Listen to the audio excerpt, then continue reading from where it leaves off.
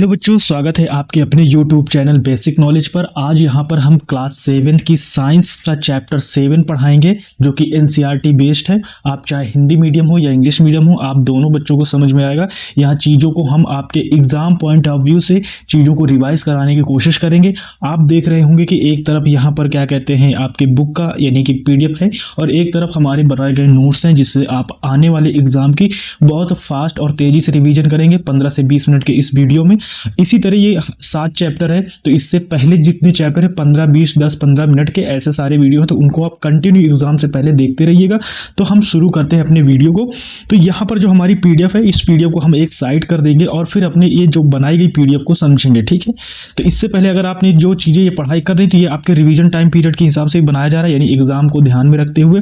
तो जैसे यहाँ पर हम पढ़ते हैं क्या है, ये प्रश्न आता है जीव जनन क्या है, ठीक है, यानी कि व्हाट इज द रिप्रोडक्शन। तो रिप्रोडक्शन के विषय में आपको यहाँ समझाना है, बताना है। हम यहाँ बता और समझा देंगे, या तो आप इनका स्क्रीनशॉट लीजिएगा ताकि आप अपने एग्जाम में इसे यानी लिख सकते हैं या कॉपी पेस्ट कर सकते हैं, कुछ भी कर सकते हैं, या समझ जाइएगा ताकि आप अपने एग्जाम में लिख सकें। तो चलिए शुरू करते हैं। तो यहाँ पर हमारा क्या आता है, यानी कि क्या है रिप्रोडक्शन, ठीक है। तो उसके विषय में हम आपको बताते हैं। तो यहाँ पर आते हैं, रिप्रोडक्शन की बात कर रहे हैं यहाँ पर, यानी जीव जनन वह प्रक्रिया है, ठीक है। इसमें क्या है, यानी कि जीव जनन वह प्रक्रिया है जिसके द्वारा कोई भी जीव अपनी संतान यानी कि ऑफस्प्रिंग्स उत्पन्न करता है। यह जीव यानी जीवन की सबसे महत्वपूर्ण प्रक्रियाओं में से एक है, क्योंकि जनन बिना किसी प्रजाति या स्पीशीज का अस्तित्व संभव नहीं है। कहने का मतलब रिप्रोडक्शन का मतलब होता है इससे उस प्रजाति का, यानी कोई भी प्रजाति होती है, कोई नस्ल होती है, तो जैसे बकरी से बकरी के ही बच्चे निकलेंगे, ठीक है। तो इससे जो प्रजाति स्पीशीज होती है उससे निकलने वाली वैरायटी या जनन, इसी को रिप्रोडक्शन कहते हैं, ठीक है। ह्यूमन से ह्यूमंस ही निकलेंगे तो इसी को रिप्रोडक्शन कहते हैं। जनन का मुख्य उद्देश्य क्या होता है, इसका काम क्या होता है, ठीक है। तो इसका मुख्य जो काम होता है अपनी प्रजाति को आगे बढ़ाना, यानी मानव प्रजाति को आगे बढ़ाना, गाय की प्रजाति को आगे बढ़ाना, बंदरों की प्रजाति को आगे बढ़ाना, ऐसे होता है। जीवन की निरंतरता यानी कंटिन्यूटी बनाए रखना, कहने का मतलब कंटिन्यूटी, वो साइकिल ना टूटे। जैसे आप देखो गिद्धों की एक तरह से प्रजाति खत्म होने वाली है, तो यहाँ इतनी समय भारत के जो साइंटिस्ट है या वैज्ञानिक है, लोग उसे बचाने के लिए एक से एक योजनाएं चला रहे हैं ताकि ये साइकिल ना टूटे, गिद्ध प्रजनन चलता रहे। इसी तरह आते पीढ़ी दर पीढ़ी गुणों का स्थानांतरण करना, कहने का मतलब हम सब में क्रोमोसोम होते हैं, उन्हीं को गुण बोलते हैं, ठीक है। तो ये गुण जो हमारे होते हैं ये ट्रांसफर होते चले रहे हैं, एक साइकिल बनते चल रहे हैं, जिससे हमारे इन्वायरमेंट का बैलेंस ना बिगड़े। फिर आते हैं यहां पर, यदि जीव जनन ना करे तो कुछ ही समय में सभी जीव पृथ्वी से समाप्त हो जाएंगे। कहने का मतलब अगर इस पृथ्वी पर हम लोग रिप्रोडक्शन करना बंद कर दें तो यहां पर क्या हो जाएगा, जीव के वो और भी सारे जीव खत्म हो जाएंगे। जैसे और जीव अगर रिप्रोडक्शन करना बंद कर दें तो शेर को खाना खाने के लिए जंगल में अगर रिप्रोडक्शन बंद हो जाए तो जंगल में शेर को मांस कहाँ से मिलेगा, ठीक है। तो ये सारी चीजें कहीं ना कहीं एक चीज डिपेंड होती है। अब जैसे जो घास होती है उसको हिरण खाती है, अब हिरण को शेर खाता है, फिर शेर बाद में जब उसका बुढ़ा होता है, डेथ होता है, जब डेथ होगा तो उसको कीड़े खाते हैं शेर के मांस को। जब वो कीड़े खाते हैं, कीड़े खाने के बाद मर जाते हैं, वो पृथ्वी में फिर मिल जाते हैं और फिर उसी से क्या निकलती है, घास निकलती है। तो ये पूरा साइकिल चलता रहता है।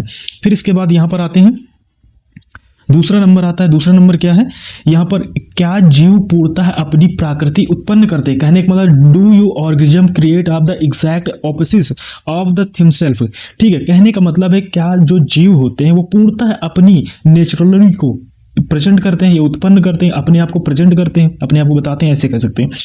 जीव जनन के समय अपनी संतान उत्पन्न करते हैं, ठीक है, यानी जीव रिप्रोडक्शन के समय, जनन का मतलब रिप्रोडक्शन होता है, तो जीव जनन के समय अपनी संतान को पैदा करते हैं, ऑब्वियसली सी बात है। लेकिन यह संतान पूरी तरह से माता पिता पर हूबहू नकल नहीं होती। कहने का मतलब है सेम टू सेम नकल नहीं होती माता पिता से, क्योंकि माता पिता के गुण होंगे लेकिन कुछ ना कुछ इफेक्ट उसके अंदर पड़ेगा।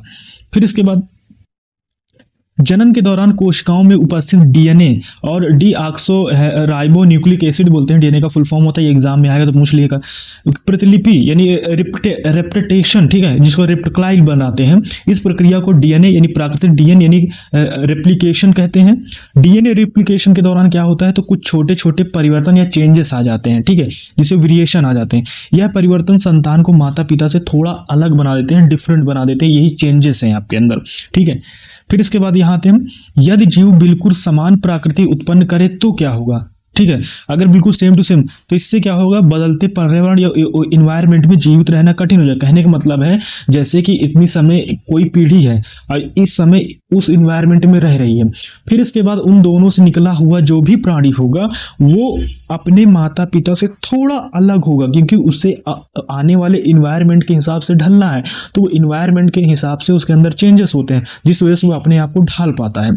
फिर इसके बाद यहाँ पर बात करते हैं, एक ही बीमारी पूरी प्रजाति को नष्ट कर सकती है। ऑब्वियसली सी बात, एक बीमारी पूरी प्रजाति को नष्ट कर सकती है। कहने का मतलब जिस बीमारी से आपके माता पिता इन्फेक्टेड होंगे, जरूरी है कि बच्चा इन्फेक्टेड हो, बच्चा अपने आप को डेवलप कर लेता है, प्रतिरक्षा प्रणाली बना लेता है, अपने आप को डिफेंस कर पाता है, ये सारी चीजें आती हैं।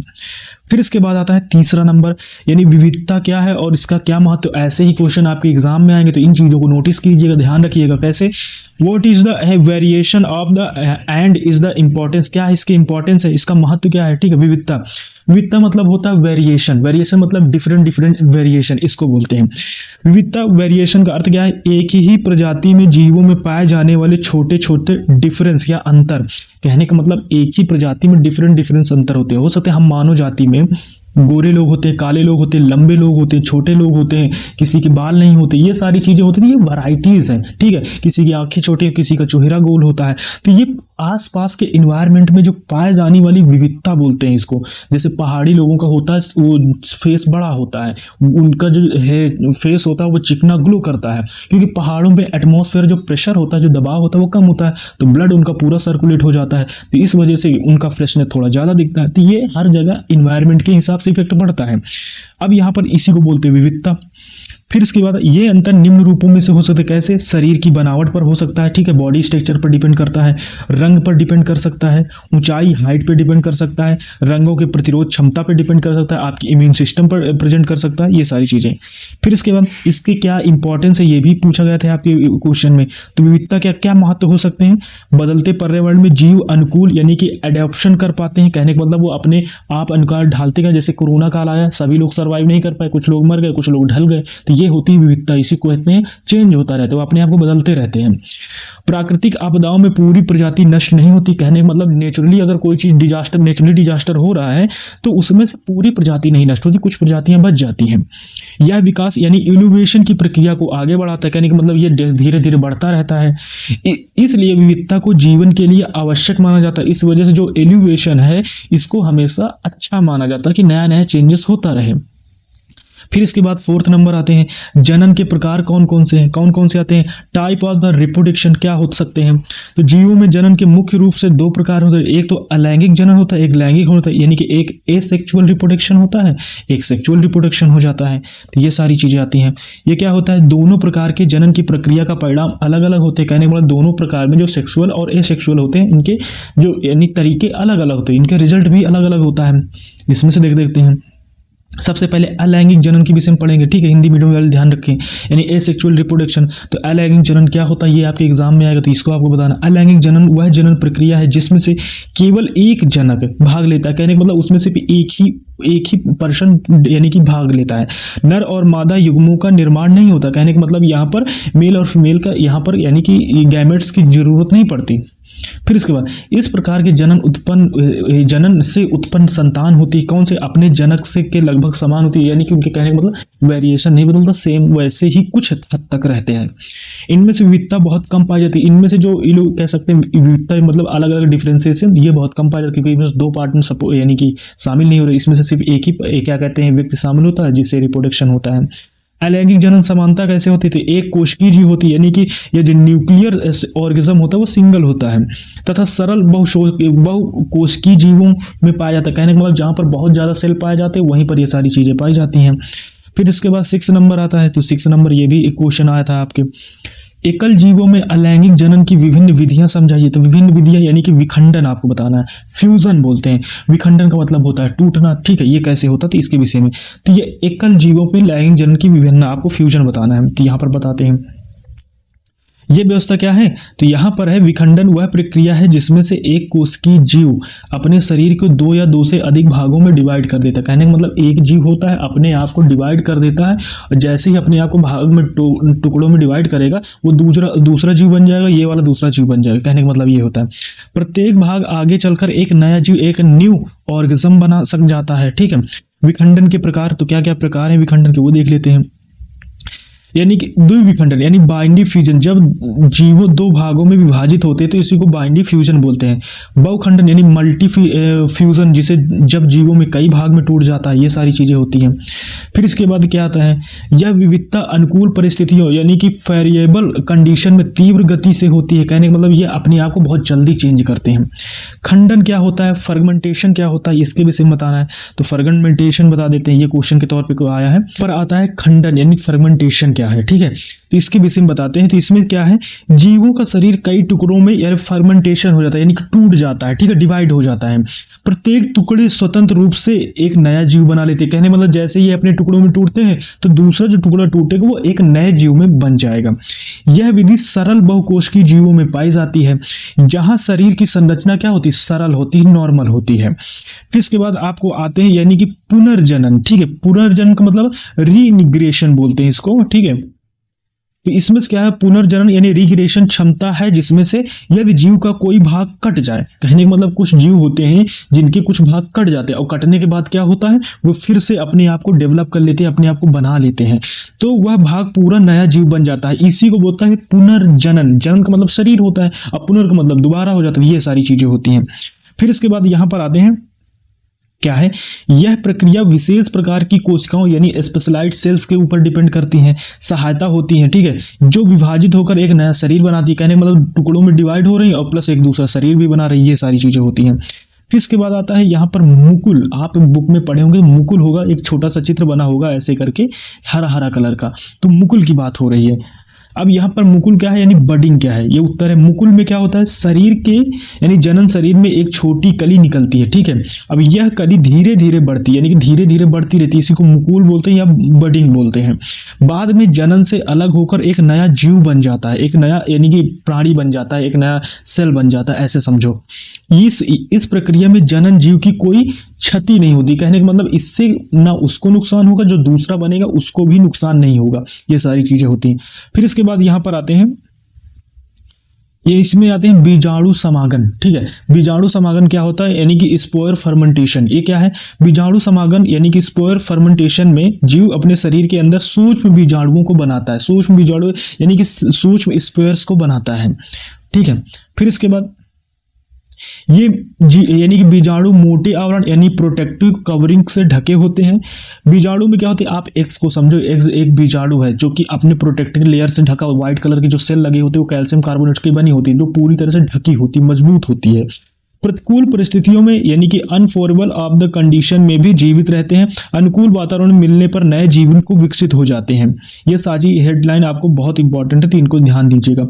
लैंगिक जनन, अभी तक तो हम यानी कि एक सेक्सुअल पढ़ रहे थे, अब यानी कि सेक्सुअल रिप्रोडक्शन के विषय में पढ़ेंगे। कैसे, प्रश्न नंबर 7 है, लैंगिक जनन क्या होता है। तो लैंगिक जनन यानी सेक्सुअल रिप्रोडक्शन वह प्रक्रिया है जिसमें से नर युग्म यानी मेल गैमेट और मादा युग्म जिसे फीमेल गैमेट बोलते हैं, ठीक है, का संलयन होता है, यानी कि उनका मिक्सअप होता है। तो ऐसे समझो, इसको फ्यूजन बोलते हैं। संलयन के बाद क्या होता है, संलयन के बाद एक नया सेल बनता है, एक नई कोशिका बनती है जिससे नया जीव डेवलप होता है। ठीक है, तो एक नई संरचना बनती है संलयन होने के बाद और इससे एक नया जीव डेवलप होता है। इस प्रकार के जनन की विविधता अधिक होती है। विविधता अधिक होने का मतलब इसमें वैरायटीज बहुत ज्यादा होती है, ये कह सकते हैं हम लोग। फिर इसके बाद हमारा जो क्वेश्चन आता है वो 8 नंबर क्वेश्चन आता है। बहुत इंपॉर्टेंट क्वेश्चन है, इनको बहुत शॉर्ट करके बनाया और आपकी बुक का पूरा निचोड़ दिया गया है। तो आप कोशिश कीजिएगा कि इन सारी चीजों को नोट डाउन या इनको बार बार देखिएगा या फिर इनको लिखते जाइएगा या स्क्रीनशॉट लेते जाइए। ये आपके एग्जाम के लिए बहुत ज्यादा इंपॉर्टेंट है। देखो, पुष्पी पौधों में लैंगिक जनन को समझाइए, ये क्वेश्चन ऐसे ही आएंगे आपके एग्जाम में। तो ये जब दिमाग में अभी से जाते रहेंगे तो इनके विषय में लिखने की भी कोशिश कीजिएगा। आप देखो PDF दे सकते थे, लेकिन आप इनको लिखने की कोशिश कीजिएगा, आपको हैबिट बन जाएगी। तो देख कर लिख भी लीजिएगा। तो यानी पुष्पीय पौधों में लैगिंग जनन क्या होता है? तो पुष्पीय पौधे यानी फ्लावरिंग प्लांट। अब प्लांट के विषय में जानते हैं कि प्लांट अपने आप को कैसे यानी कि रिप्रोडक्शन करते हैं, ये भी बहुत इंपॉर्टेंट है। तो यानी फ्लावर जनन का मुख्य अंग होता है फूलों में, ठीक है। तो जो यानी कि एसेक्सुअल होते हैं वो फूलों में होता है। नर जनन यानी कि मेल रिप्रोडक्शन पार्ट और मादा जनन यानी फीमेल रिप्रोडक्शन पार्ट, ये 2 पार्टों में डिवाइड होता है ये चीजें। फिर इसके बाद यहाँ पर दोनों उपस्थित होते हैं। पहले परागण यानी कि पॉलिनेशन होता है, फिर इसके बाद निषेचन जिससे फर्टिलाइजेशन होता है, बाद में बीज बनते हैं और जो आगे चलकर एक नए पौधे को डेवलप करते हैं। फिर इसके बाद नेक्स्ट आते हैं 9 नंबर, मनुष्यों में लैगिंग जनन कैसे होता है? तो मनुष्यों में कैसे होता है? इसके मनुष्यों में कैसे होता है? जैसे नर और मादा के जनन तंत्र यानी रिप्रोडक्टिव सिस्टम अलग अलग होते हैं। नर और मादा का दोनों अलग अलग सिस्टम होता है। नर में क्या होता है? स्पर्म पाए जाते हैं यानी शुक्राणु पाए जाते हैं जिसे बोला जाता है। अब यहाँ पर आते हैं यानी कि अब मादा में तो यहाँ पर अंडाणु यानी कि ओयम पाए जाते हैं। निषेचन के बाद यहाँ पर भ्रूण यानी कि एम्ब्रॉय का निर्माण होता है और भ्रूण यानी गर्भाशय यानी कि यूट्रस में डेवलप होता है, यानी कि जो छोटा बेबी होता है या जब से नॉर्मल जब बेबी भी नहीं बनता तो उसको भ्रूण बोलते हैं, ठीक है, जिसे एम्ब्रॉय बोलते हैं। ये सारी चीजें। अब यहाँ पर आते हैं, यहाँ क्वेश्चन नंबर आपका 10, यानी कि मादा जनन तंत्र का वर्णन कीजिए, ठीक है। तो यहाँ पर यानी कि मानव मादा जनन तंत्र फीमेल रिप्रोडक्शन सिस्टम के मुख्य कार्य क्या है?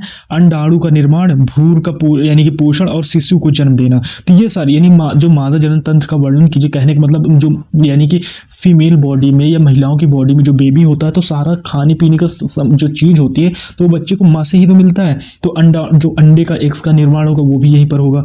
भ्रूण के पोषण यानी कि उस बच्चे को पोषण कहाँ से मिलेगा वो भी वहीं से होगा। शिशुओं को जन्म देना ये भी वहीं से है। ये सारी चीजें। फिर इसके बाद यहाँ पर आते हैं गर्भाशय यानी यूट्रस वह अंग है जहां भ्रूण सुरक्षित रूप से डेवलप होता है। ये सारी चीजें। अब यहाँ पर प्रश्न नंबर हमारा 11 आता है, तो 11 नंबर प्रश्न को देखते हैं, यानी जनन स्वास्थ्य क्या है, रिप्रोडक्टिव हेल्थ क्या है, ये क्या है देख लेते हैं। तो जनन स्वास्थ्य यानी रिप्रोडक्टिव हेल्थ का अर्थ है जनन अंगों का शारीरिक, मानसिक और सामाजिक रूप से स्वस्थ होना, ठीक है। कहने का मतलब जब भी कोई बेबी प्लान किया जाता था उससे पहले मेल फीमेल की बॉडी को चेक किया जाता कि वो हेल्दी है कि नहीं। जब हेल्दी होंगे तभी तो एक हेल्दी बेबी होगा, यानी हेल्दी बच्चा पैदा होगा। कहने का मतलब ये है। तो ऐसी चीजों को देखा जाता है, समझा जाता है। फिर इसके बाद अच्छा जनन स्वास्थ्य क्या होता है? तो स्वस्थ परिवार, हेल्थ फैमिली, ये एक सरकारें इस चीज़ के विषय में प्लान चलाती हैं, बहुत सारी चीज़ें। स्वस्थ समाज, हेल्दी सोसाइटी, ये सारी चीज़ों के लिए आवश्यक होता है। फिर इसके बाद ये हमारा लास्ट प्रश्न है। कौन सा प्रश्न नंबर? प्रश्न नंबर 11 क्वेश्चन थे। 11 क्वेश्चन में सोचो आपका पूरा चैप्टर रिवीजन हो गया। तो आप इसी तरह वीडियो छोटे छोटे पढ़े, इनके प्लेलिस्ट बनाए, पूरे साइंस की प्लेलिस्ट आपको अलग मिलेगी, हर टॉपिक वाइज प्लेलिस्ट सबकी अलग अलग बनी है। तो आप जाइएगा, सब्सक्राइब कीजिएगा, देखिएगा और अपने एग्जाम को दीजिएगा। तो मिलते हैं नेक्स्ट वीडियो में, तब तक के लिए टेक केयर, बाय बाय, जय हिंद।